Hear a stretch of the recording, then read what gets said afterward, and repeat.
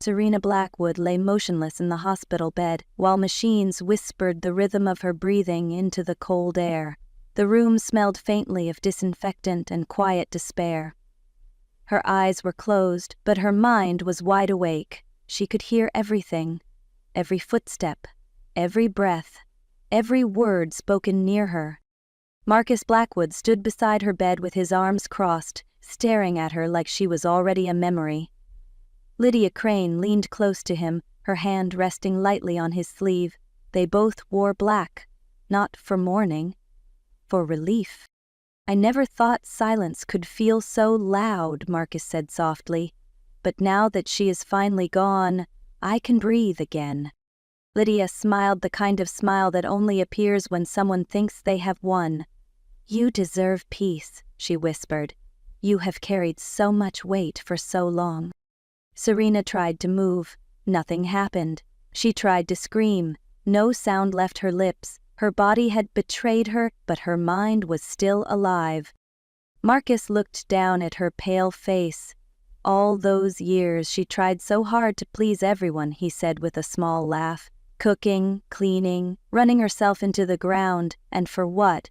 Nobody even cared." Lydia tilted her head. "She thought being useful would make her loved," she said. "Some women never learn."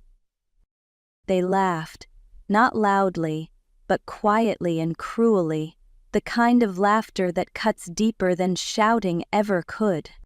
Serena remembered every meal she cooked.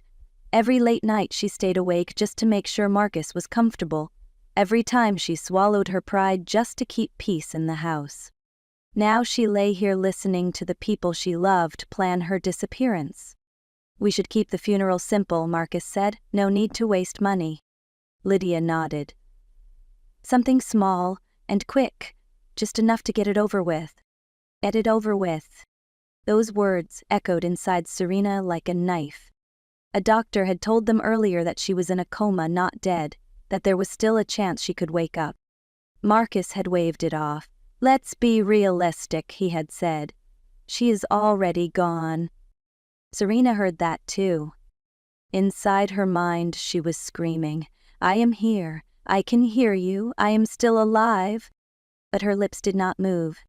They sat there talking about her like she was already buried, like her life was just an inconvenience finally removed. And as they planned her funeral beside her bed, Serena made one silent promise to herself. If she ever opened her eyes again, nothing would ever be the same. Before she became the woman lying in a hospital bed, Serena Blackwood was someone very different. She had not always been quiet. She had not always been small. There was a time when she walked into rooms with confidence, when people listened when she spoke, and when her name carried weight. But none of that mattered when she met Marcus. Marcus was charming in a simple way. He laughed easily, he told stories about his dreams. He made Serena feel needed instead of admired, and for a woman who had spent most of her life being valued for what she could do that felt like love, so she chose a different life. Serena stepped away from boardrooms and contracts and meetings. She stopped letting her name open doors. She wanted to be a wife first, not a powerful woman. She wanted to be loved without money, without influence, without advantage.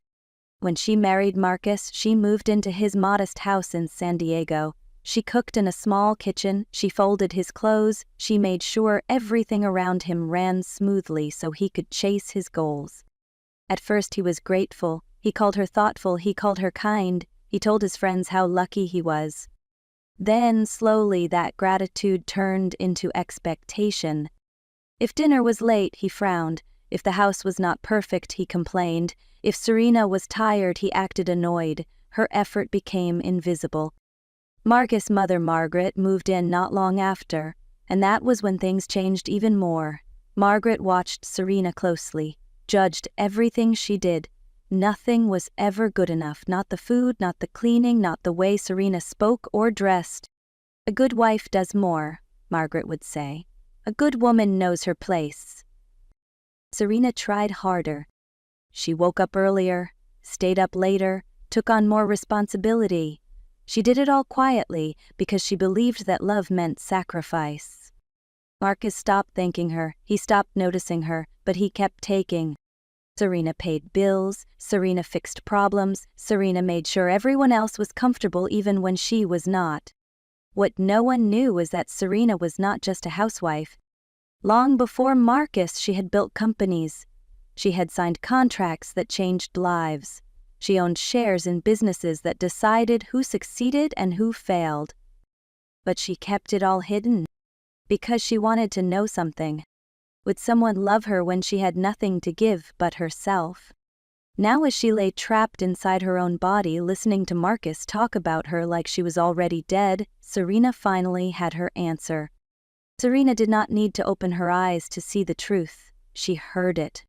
It came in pieces at first, a voice too soft, a laugh that did not belong to her husband, a tone Marcus only used when he thought no one else mattered. Lydia Crane began visiting the hospital more often than Serena's own family. She never looked at Serena, not really, she looked at Marcus. They stood close, too close for people who were just friends. One afternoon when the room was quiet, Marcus leaned toward Lydia and whispered something that made her smile.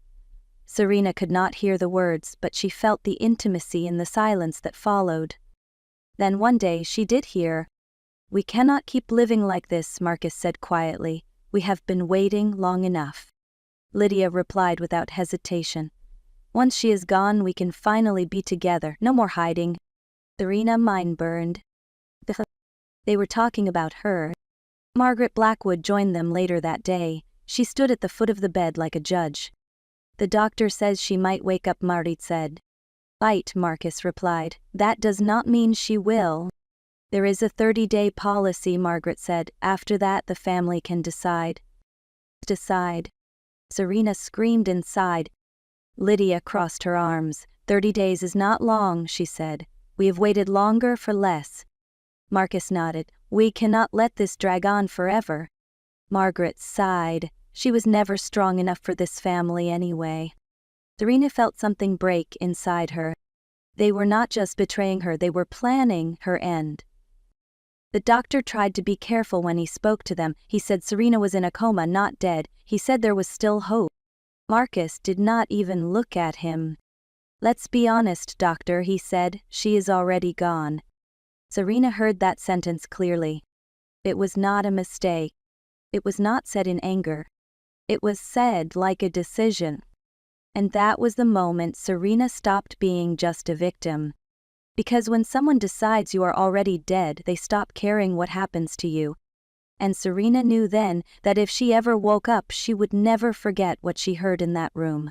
Time stopped for Serena, but cruelty did not. Days passed in a strange, slow rhythm. Morning light crept through the hospital window, then faded into long nights filled with quiet machines and distant footsteps. Serena lay still through all of it. Her body did not move, but her mind never rested. She began to count the days. 1, 2, 3. Every day Marcus came.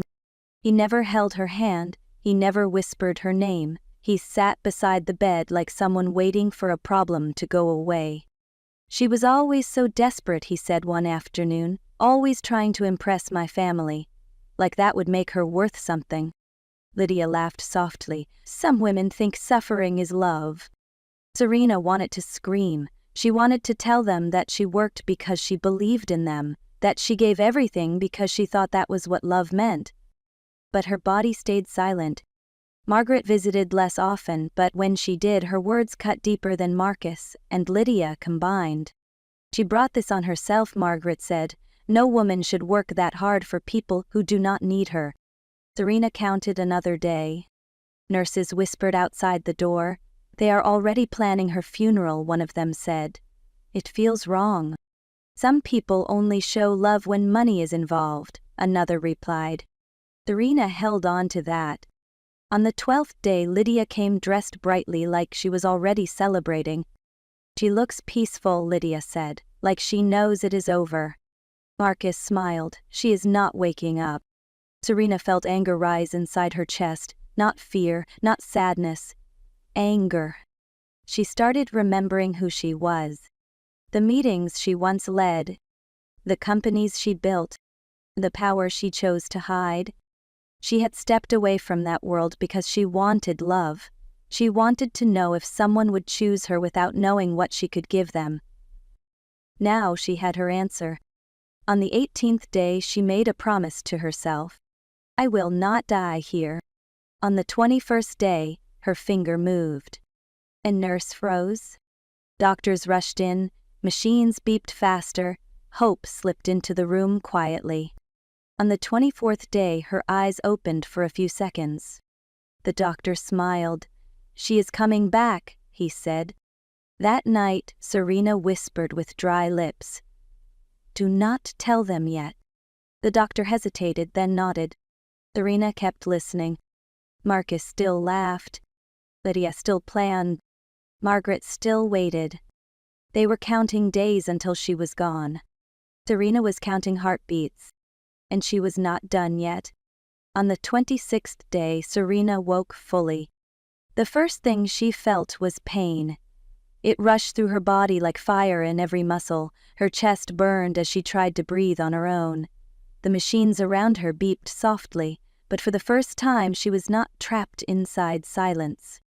Her eyes opened slowly. The ceiling above her blurred, then came into focus.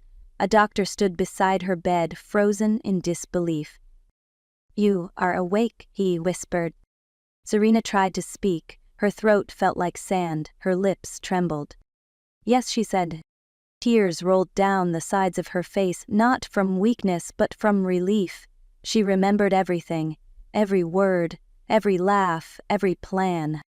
Please, she said after a long pause, do not tell anyone. The doctor frowned. Your family thinks you are still in a coma. I know, Serena said quietly. That is why I am asking. He studied her for a moment, then nodded. The next 2 days were a quiet battle. She learned how to sit up again, how to stand without falling, how to take steps without screaming. Every movement hurt, but she welcomed the pain. It reminded her she was alive. At night when the hospital went quiet, her memories came back louder. Marcus laughing. Lydia planning her funeral. Margaret waiting for her to disappear. Serena did not cry. On the 28th day she left the hospital with a small bag and a steady heart. She stood outside the house she had once cleaned, the house she had served, the house that had broken her. Music spilled from inside, laughter, voices. They were preparing for her funeral. Serena took a slow breath. Then she walked forward. The house was full of noise. Chairs filled the yard. People in dark clothes moved back and forth. Music played softly from a speaker near the door. It felt less like a funeral and more like a gathering, waiting for something to be over. Marcus Blackwood stood in the middle of it all, giving orders with confidence. Move those chairs closer, he said. People will come early. Lydia Crane walked through the house like it already belonged to her. She laughed with guests. She pointed at decorations. She spoke like a woman who had already won. She would have liked this, Lydia said casually, simple and cheap, just like her life. They laughed. Serena stood at the gate watching everything. Every laugh cut her, every smile reminded her of the hospital room where they had celebrated her death. She stepped inside. Someone screamed. The entire yard froze. Marcus turned first. His face went pale. His mouth opened but no sound came out. Lydia stared like she was seeing a ghost. Margaret dropped the cup in her hand. It shattered on the ground. You are supposed to be dead, Marcus whispered. Serena looked around calmly, at the chairs, the decorations, her own funeral. You planned all this for me? She said quietly. Marcus stepped back. This is not real, he muttered. Lydia found her voice. Get her out of here, she snapped. Serena did not move. I heard all of you, she said. Every word, every laugh, every plan. Silence fell over the yard. Marcus swallowed hard. That is impossible. Serena reached into her bag slowly. She took out her phone. Proceed with the plan, she said calmly. Marcus' phone rang. He answered it with a forced smile that quickly disappeared. "What do you mean terminated?" he shouted. "This has to be a mistake." Another call. Then another. Emails filled his screen. Access revoked. Contracts cancelled. Position terminated. Marcus' hands began to shake. Margaret grabbed his arm. "What is happening?"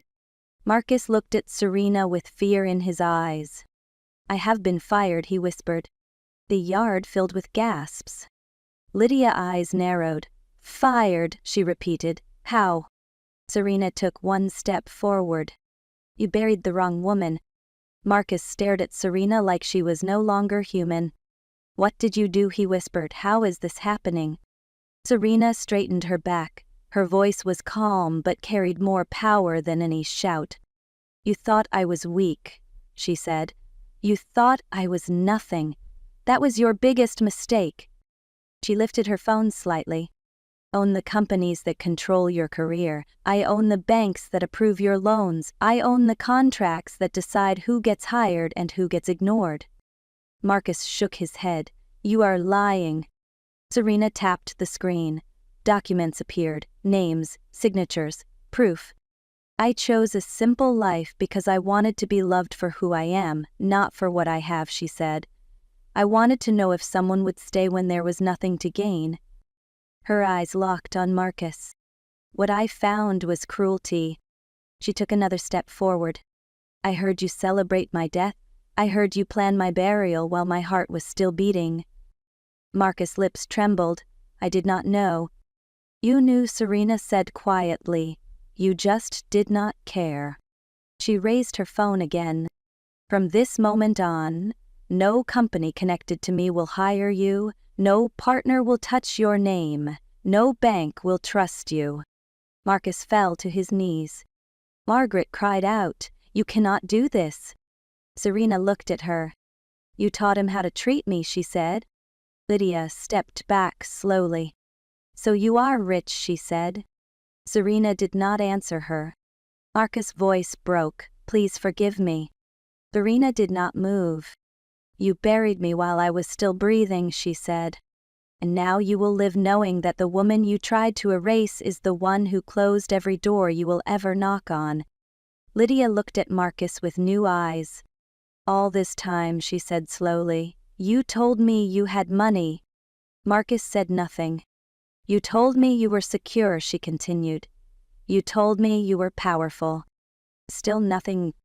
Lydia laughed bitterly. "So you have nothing now." She picked up her bag. "Stayed because of your future," she said, "not because of you." Then she walked away without looking back. Marcus watched her leave like something inside him had finally shattered. Margaret rushed towards Serena crying. "We were wrong," she said. "Please do not do this." Serena did not raise her voice. "You planned my funeral while I was still alive," she replied. Marcus crawled forward. "I loved you," he sobbed. Serena looked at him. Love does not sound like laughter beside a hospital bed. The yard was silent. Marcus sat on the ground, shaking. His world had collapsed in front of everyone. Serena turned away from him. "I am done," she said quietly. She walked past the chairs, past the decorations, past the people who had come to bury her. No one followed. No one spoke. The only sound left was the echo of everything Marcus had lost. Months passed and the world moved on. Serena Blackwood did not return to the life she had left behind. She did not go back to that house. She did not look for closure from people who had already shown her who they were. She traveled. She worked. She lived on her own terms. Her companies grew stronger, her name carried weight again, not because she demanded respect but because she had earned it. Marcus Blackwood became a story people whispered about.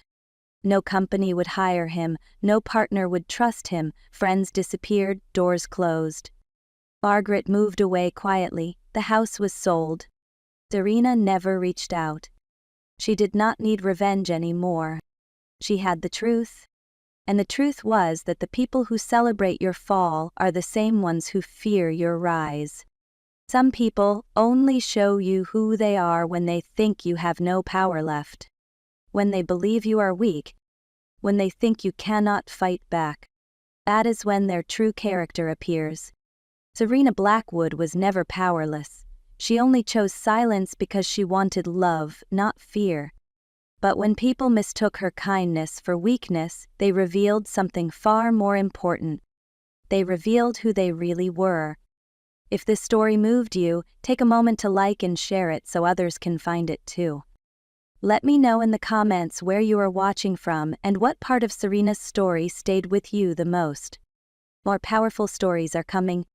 Do not miss them.